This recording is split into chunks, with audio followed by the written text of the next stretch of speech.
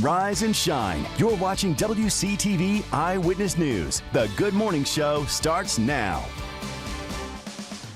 All right, it's 6:31 right now, and whoa, look at that.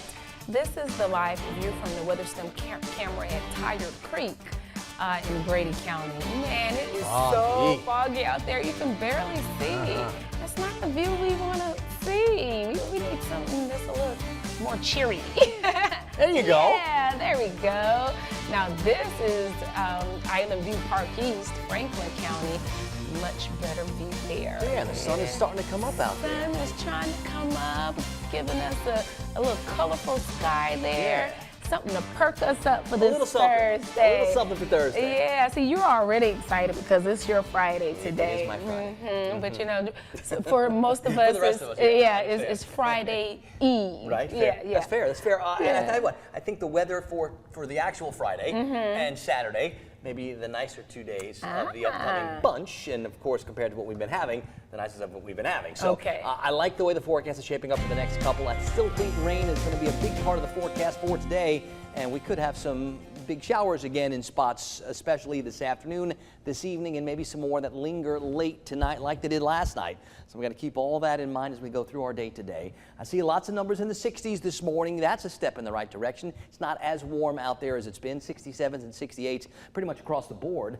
Valdosta, we've been watching the visibility bounce around a bit. In Perry, it's down to 5 miles. So we've got some spots where the fog is thick. We saw the camera from Tired Creek Lake in Grady County. So just be ready for some of that fog out there. Now, a couple of showers way out west, a couple way up north. I think as we go through the morning into the afternoon, with all this warm, humid, unstable air in place, we're going to get some more showers. And I think this afternoon, this evening, as a little boundary tries to droop on in from the north and east, that should be able to trigger a few more showers and a few more thunderstorms. But some drier air tries to get here after that. That's why I like the forecast a little bit better for tomorrow and for Saturday. I'll break it all down. We'll talk full forecast in just a couple of minutes.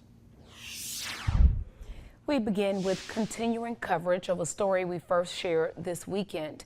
Family remembering the life of a 1-year-old boy who died in a tragic accident at a Tallahassee mobile home park. Roderick Webb's mother telling us he was playing on his scooter when a driver inadvertently backed over him. Shock and sadness is how it's been described at the Pine Ridge Mobile Home Estates, now 4 days after 1-year-old Roderick Webb was run over in front of his own home. His godsister, LaQuasia Franklin, said the driver didn't see him.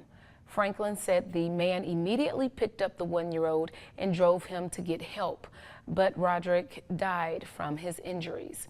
Now flowers, balloons, candles, and his favorite teddy bear sit in front of his home. Franklin says he'll be remembered as a carefree soul whose life brought joy to everyone.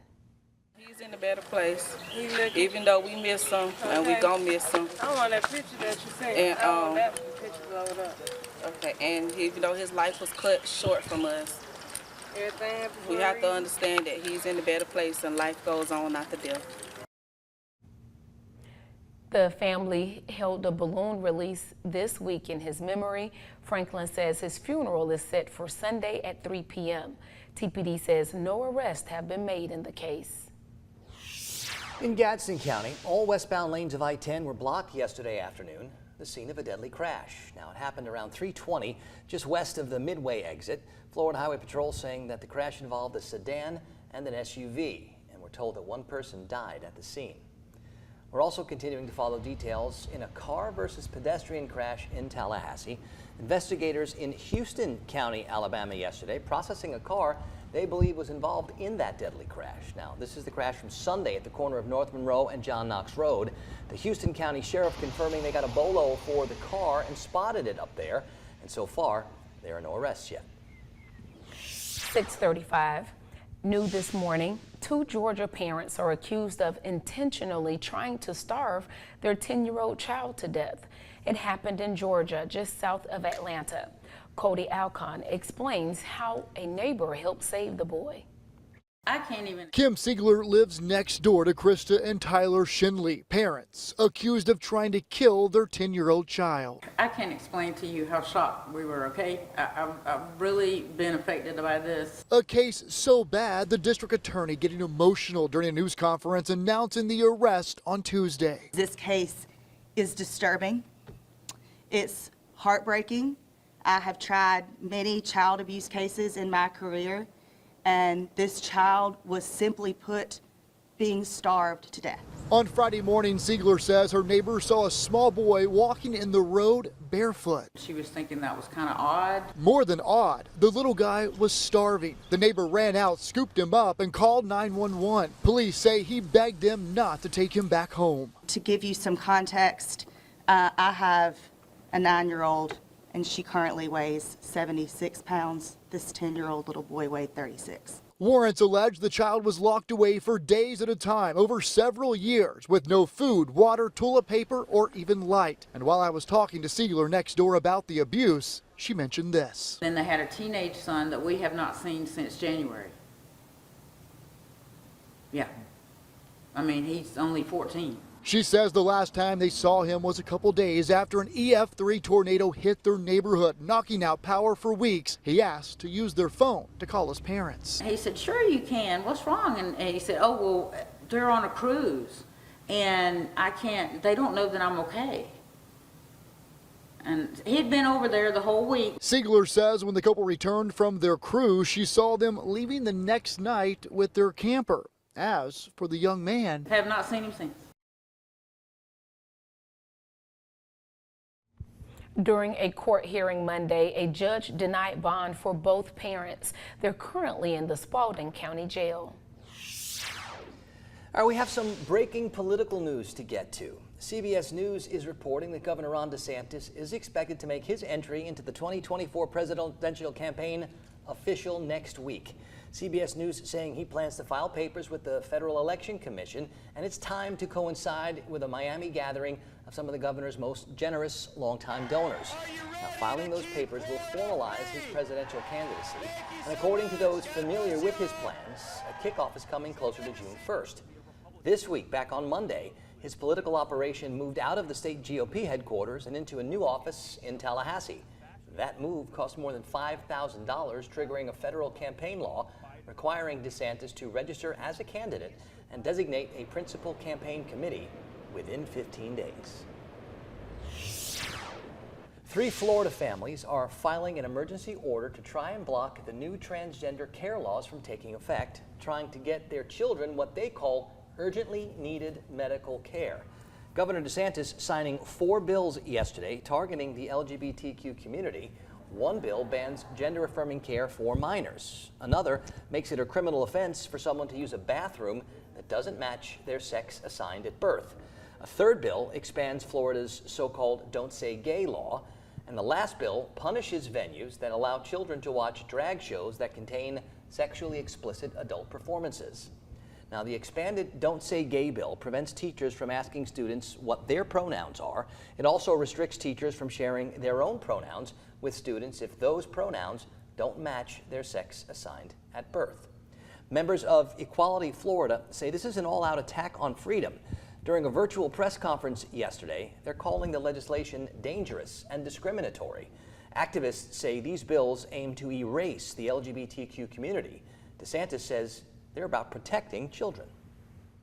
We need to let our kids just be kids. And we have a very crazy age that we live in. There's a lot of nonsense that gets floated around. And what we've said in Florida is we are going to remain a refuge of sanity and a citadel of normalcy. The harm DeSantis is inflicting on Florida is real, and it will outlast his time in office. Florida has become synonymous with book bans, whitewashing history, anti-LGBTQ attacks. These new laws go into effect on July 1st. 6:40 now. A health alert: an increasing number of sports bra and athletic wear brands have been found to contain high levels of the toxic chemical BPA. BPA is a chemical that's used to make certain types of plastic.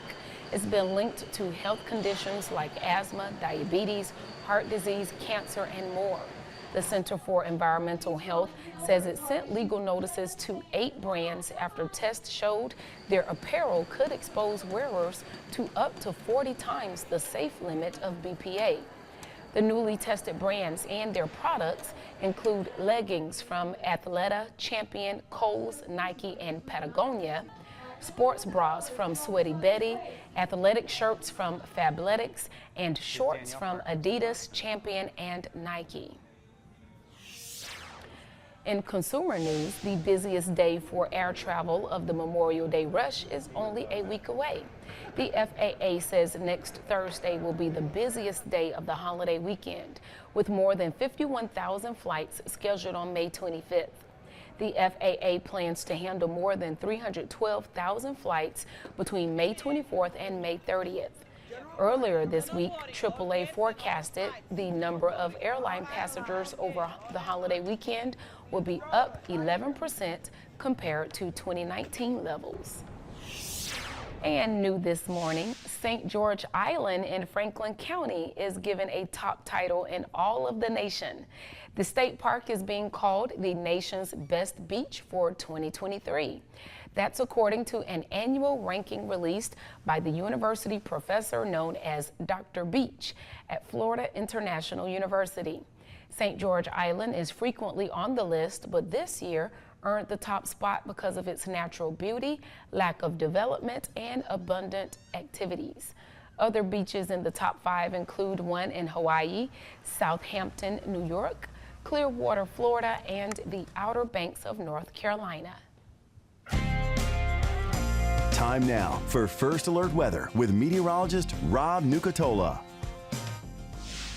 So our 24-hour temperature cast, nice to see some more numbers back in the 60s this morning. Hopefully we can get there again tomorrow morning. I think this afternoon we'll see a lot of the temperatures stay in the 80s again, especially once the next wave of showers fires up. And I do think another pretty active afternoon is on the way. Maybe not as vigorous with the showers and storms as yesterday, but I think maybe as numerous. So we got plenty to keep our eyes on. In the overnight, we had a few showers rumble through the area. They're pretty much done, although I still see a little bit up north, up towards Albany, and we'll see if that can trigger a few extra showers early today. The warm, the humid, the unstable is all here.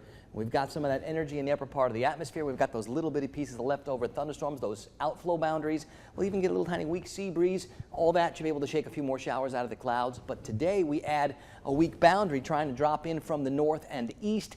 That can also focus a few more showers. That'll get here much later. So that's why I think we'll see some of these showers linger into the overnight and maybe even early morning hours tomorrow before we start to bring in some drier air. And hopefully that means a little bit brighter of a setup for Friday and for Saturday. We're not going to take the rain chances out of the forecast. This time of year you hardly ever do, but I think we're going to reduce them quite a bit for Friday, for Saturday, the two brightest looking days of the next bunch. It's 68 right now in Tallahassee and in Valdosta. We're at 66 in Thomasville. So not as warm as previous mornings this week when we had so many that started in the 70s. Right now I don't see any in the 70s. Most are between 64 and 69. If there's a little bit of a breeze, it's trying to come in from the north. I don't expect to have a whole lot of wind today. We'd love a little breeze out there this morning to limit some of this fog that's getting a little bit thick in spots like Valdosta, like Mariana, where the visibility is down below 1 mile. We're at 4 miles now in Perry and in Live Oak, and probably till about 7:30 or so we're going to still deal with some of this patchy fog.